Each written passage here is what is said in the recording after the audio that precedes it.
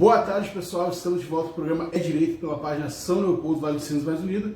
Eu conto novamente com a presença do Dr. Daniel, história DVH Advogados. Boa tarde, Dr. Daniel. Boa tarde, Tadione. Boa tarde a todos. Bom, o tema que a gente vai tratar hoje é sobre os 50 anos do SEMAI e sobre o aumento abusivo do IPTU, né, na cidade de São Leopoldo. Então, o primeiro tema que vou perguntar aí para o Dr. Daniel é: o SEMAI está fazendo 50 anos. O que o senhor tem a dizer sobre isso? Bom, primeiramente, parabéns a todos os servidores do SEMAI, que fazem um serviço público de eficiência, certo? O saneamento básico ele é essencial. O SEMAI foi criado pela Lei 1648 de 1971, pelo Dr. Olímpio Albert, né, pelo governo trabalhista, trabalhando o trabalhismo de Leonel Brizola, de Getúlio Vargas, de João Goulart, que sempre defendeu uma água pública e um serviço de qualidade. E nessa época, meu pai, Dr. Armindo, Dr. Cachimbo, auxiliou a criação dessa lei, porque ele fazia parte da consultoria jurídica do município. Então, também o meu pai, no escritório, tem um dedinho aí nessa comemoração. Então, vamos para o tema do IPTU. O que é IPTU e para que serve? O IPTU é um imposto predial territorial urbano sobre os imóveis, sejam edificados ou não, e é uma fonte de receita do município para ser utilizado. O IPTU de São Leopoldo vai aumentar mais ainda? Sim, o IPTU de São Leopoldo, ano passado, como nós já referimos em diversas vezes nesses programas, teve uma lei que houve uma ação direta de inconstitucionalidade, que ainda não foi julgada. Provavelmente essa ADIM, como a gente chama, vai ser julgada improcedente, porque a lei que ela dizia foi revogada. E o senhor prefeito, sexta-feira, no apagar das luzes, editou um decreto aumentando, parece, em 14%, nós não lemos ele ainda, enquanto que a inflação medida pelo INPC ou IPCA é de 10%, quer dizer, tivemos um aumento real de 4%. Quem dos nossos ouvintes ganhou um aumento real de salário de 4%? Ninguém. A Constituição diz que as leis não podem ter, os aumentos de impostos não podem ter natureza de confisco, né? Então, mais uma vez a gente vê que a Constituição está virando papel higiênico. Existe alguma diferença maior feita pela Prefeitura nos aumentos anteriores? Sim, em 2016 e outros anos, a turma recursal e o fórum. O que é turma recursal? Quando você entra com um processo contra a Prefeitura, ele entra no tribunal, ele entra no Juizado Especial da Fazenda Pública, no Fórum de São Leopoldo. O que acontece? O juiz do fórum julga e julgou que sim, os aumentos que o prefeito fez em 2016, 2017 e outros anos são ilegais. Aí eles foram para um tribunal chamado turma recursal, e esse tribunal reiteradamente tem dito que os aumentos são ilegais, e a prefeitura reiteradamente tem recorrido, sofrido penas de condenação de advogado, custas, juros e correção monetária, e continua indo dessa forma, né? E até quando vai ser assim? Quem decide sobre o aumento do IPTU? Quem deveria decidir era a Câmara através de um projeto de lei. O prefeito pode editar um decreto? Pode, mas existem discussões acerca disso. Se eu não conseguir pagar o meu IPTU, eu vou perder a minha casa? Sim, vai perder a tua casa para um governo que se diz dos trabalhadores, né? Aí a gente vem pensar na década de 80, em 78, quando foi fundado o Partido dos Trabalhadores, que os líderes metalúrgicos, né, e os outros líderes do PT de 78 diriam de um prefeito que aumenta o IPTU acima da inflação e dos rendimentos dos trabalhadores, né? Ou então o vereador Ari Vanassi, que ele diria se o prefeito Valdir Schmidt ou o prefeito Olímpio Albert faria isso. Mas vamos voltar ao tema. Sim, eu gostaria que vocês digitassem no Google Lei 8.009 de 1990. Vou repetir de novo, com calma. Lei 8.009 de 1990. Lei 8.009 de 1990. O que diz essa lei? É uma lei federal do governo Sarney que trata sobre a impenhorabilidade da casa. Ah, mas então se eu não paguei IPTU não podem tirar minha casa? Não, podem. Por quê?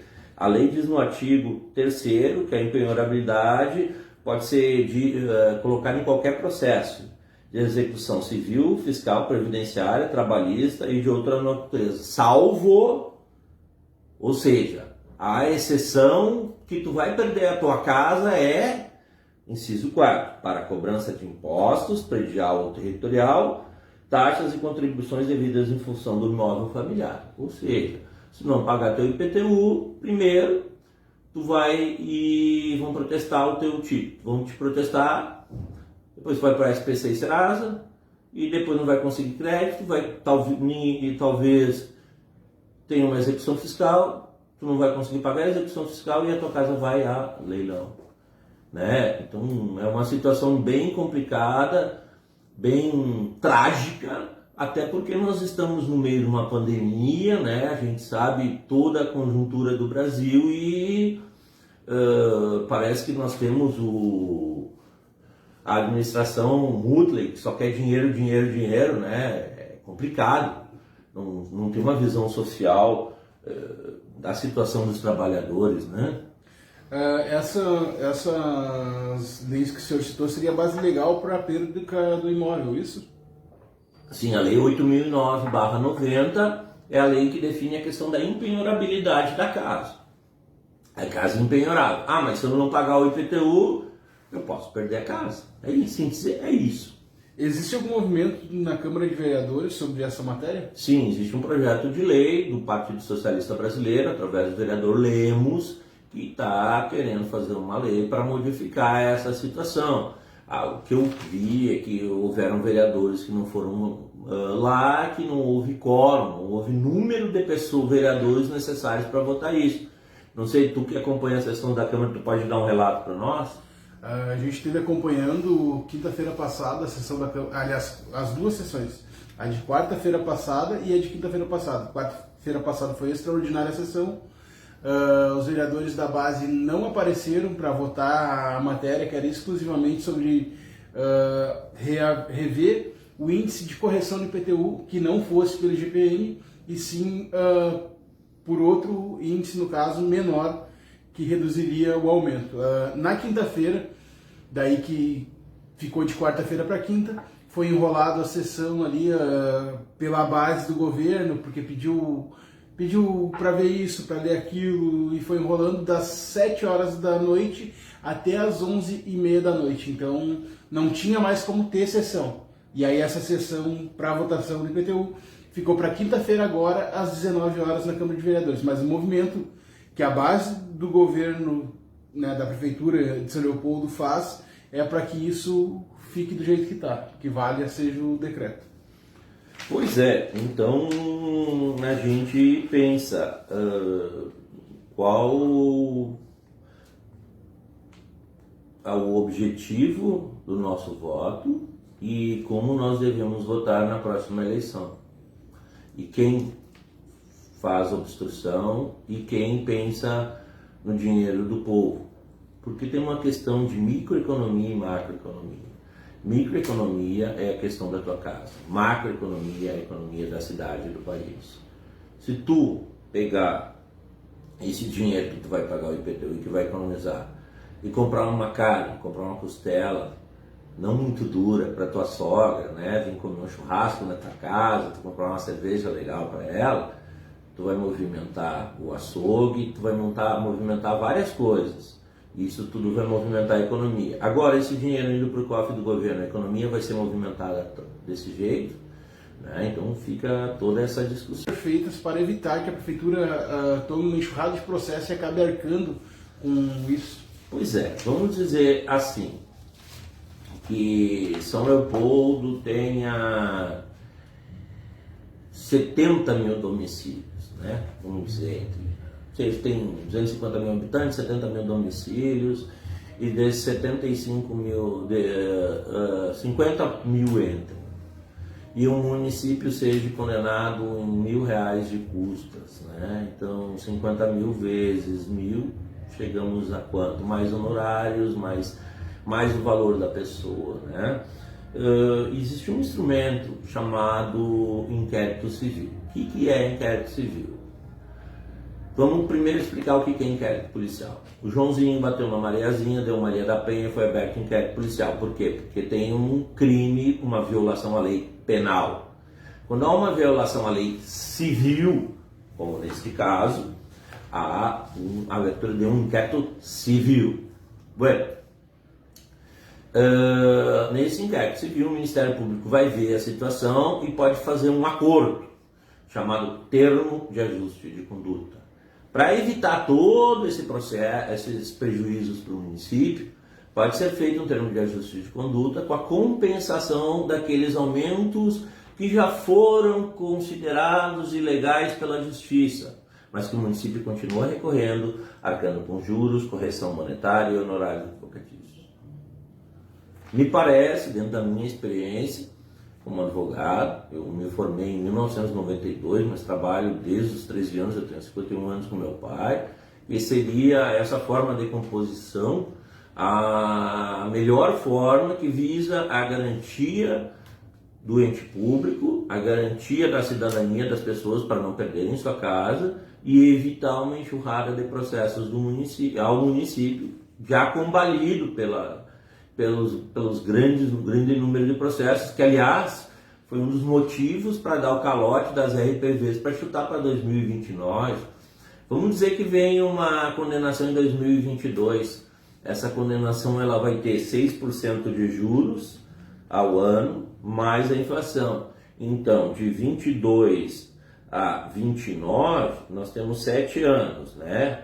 6 vezes 7, 42. São 42% de juros sobre todos aqueles valores que nós falamos. Quer dizer, daqui a pouco o município não vai ter renda, caixa para pagar os precatórios, não vai ter dinheiro para pagar o salário dos funcionários ou IAPS, aí vai perder as verbas federais.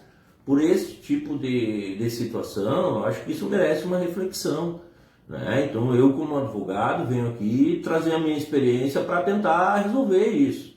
Eu moro nessa cidade, eu nasci, eu cresci aqui, e eu tenho um dever ético de explicar e trazer a minha posição, né? Essa seria a sua sugestão, então? Sim, essa seria a minha sugestão. E inclusive que as forças populares do município, sindicatos, partidos, associações de moradores, associações empresariais, sindicatos patronais, procurassem o Ministério Público para tentarmos ver uma possibilidade de uma composição no inquérito civil. Seria quase como um novo pacto social, o Pacto de Moncloa, como houve na Espanha em 1979, e essencialmente discutir as despesas públicas. E aqui eu venho lembrar o meu amigo Gildo Heckler e pedir que vocês sigam no Facebook DCC, que é Demonstrativo Contábil Cidadão, que vai tornar as contas públicas mais claras e para evitar desperdícios, evitando desperdícios se evita aumento de impostos. A responsabilidade civil do prefeito e dos vereadores? Sim, o momento em que há uma lei em que o prefeito faz um aumento ou faz um decreto e desconsidera decisões judiciais que determinam a legalidade dos outros aumentos e continua numa conduta complicada, vamos dizer assim, você pode ingressar com uma ação chamada ação popular e o judiciário pode condenar. E a atividade legislativa não é irresponsável. O Supremo Tribunal Federal tem precedentes em que condenou políticos que aprovaram leis ilegais e inconstitucionais. Isso basta apenas leis e estudar a doutrina e jurisprudência. Então existe uma irresponsabilidade. Pode arder no bolso dessas pessoas. Geralmente esses processos de IPTU têm um valor de honorários baixos. E o senhor faz processos assim? Eu aprendi com meu pai e tem um cara chamado Eduardo Coutré, que é um grande advogado uruguaio, que fala o seguinte: teu dever é lutar pelos direitos, né? Então não me importa que seja 200, 300, 100 pila o processo, sabe? Eu já fiz um processo de uma pessoa que trabalhou por meia hora e demitiram ele. Só que o contrato de trabalho, ele pode ser verbal ou por escrito, e não foi feito contrato de experiência. Então seria um contrato verbal. E aí eu entrei e o juiz olhou, doutor, o senhor está cobrando meia hora. Eu disse, doutor, a doutrina é clara e tal, te falei, vários doutrinadores, entre os qual os árbitros somando e tal, e eu quero a multa do 477 de um salário e o aviso prévio. Aí acabamos fazendo um acordo pelo aviso prévio. Ele trabalhou meia hora, mas por causa disso. Enquanto eu tive colegas meus que ficaram rindo de mim, tu vai entrar com o processo por meia hora de trabalho que tu vai tirar. Eu cheguei lá, eu ganhei o aviso prévio. Sabe? Então eu acho que não, a questão não é o valor dos honorários, é 10, 20, 30, 40, 50 pila. Esses 50 pila que de repente vão vir de honorários vão fazer diferença na hora de eu pagar o meu rancho. Sabe? Eu penso assim. E o que eu aprendi do meu pai é que tem que lutar pelos direitos dos trabalhadores, né? E também tem um cara chamado, como é que é o nome dele? Agora me passou, deixa eu ver. Rudolf von Ehring, a luta pelo direito, onde é que ele trata essa questão, né?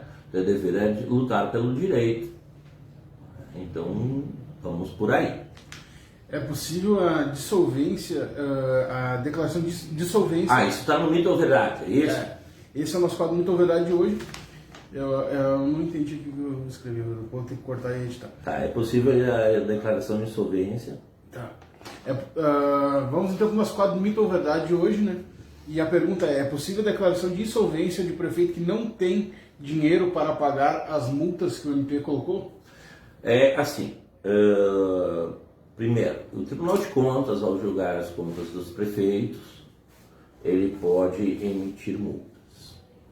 E essas multas, transitadas em julgado processo, é feita uma ação chamada ação de execução. O que é insolvência? Insolvência é quando as dívidas da pessoa ultrapassam seu patrimônio. Então, o credor pode pedir a insolvência, que é a pessoa declarada falida. No caso, na região existe um prefeito nessa situação. Só que quem está fazendo a execução é a prefeitura contra o prefeito. Será que a prefeitura vai pedir a insolvência do prefeito, Batman? Em tese, o Ministério Público, que defende a sociedade, poderia pedir a insolvência desse prefeito. Então, o prefeito pode ter a declaração de insolvência. Essa declaração de insolvência pode ter efeitos eleitorais ou não. Isso está sendo estudado, né? Então, temos aí uma situação que talvez, para esse município, um refis das dívidas seria muito interessante, até para possibilitar que a pessoa concorra, né? Mas não é um município muito conhecido e tal, né? Então a gente deixa isso, não é mito, é verdade, pode ser pedido a insolvência. E isso pode ser pedido somente pelo Ministério Público, pela Prefeitura, ou pode por ação popular também? Pois é, cara, tu está fazendo pergunta difícil agora. Bom, a ação popular, ela visa o ressarcimento do dano ao ente público. Então, em tese, ela é números fechados. Então, a ação popular ela não teria esta possibilidade pela situação que a lei da ação popular traz. Que, aliás, a lei da ação popular tem uma questão muito interessante. Ela foi editada durante o governo militar e é usada até hoje. Mas... no caso, poderia ser eu acredito que se ingressaria com pedido de insolvência, e deixaria o juiz julgar contra a legitimidade de qualquer cidadão. E se pediria que o Ministério Público acompanhasse o processo. Pode ser feito, é uma coisa nova e tal, mas aí cada advogado sabe o que faz e tal, né? Mas é uma tese interessante então também. eu acho que é hora de avisar os índios e eles começar a fazer isso. Eu não sei, eu não sei nessa cidade que aconteceu isso por uma questão ética, eu não vou dizer o nome da cidade, nem o nome do prefeito, mas existe a possibilidade jurídica, né? E talvez num outro programa a gente venha discutir a questão da insolvência e os seus efeitos eleitorais. Ok, então quero agradecer mais uma vez a presença do Dr. Daniel, escritório DVH Advogados. Muito obrigado, Dr. Daniel. Obrigado, Peroni, obrigado a todos. Então até a próxima sexta-feira, às 16 horas, com mais um programa de direito pela página São Leopoldo, Vale dos Sinos, mais um dia. Vamos gravar a chamada e vamos falar um pouquinho sobre isso para dar alertar os grandes. Falar de PT. Sim.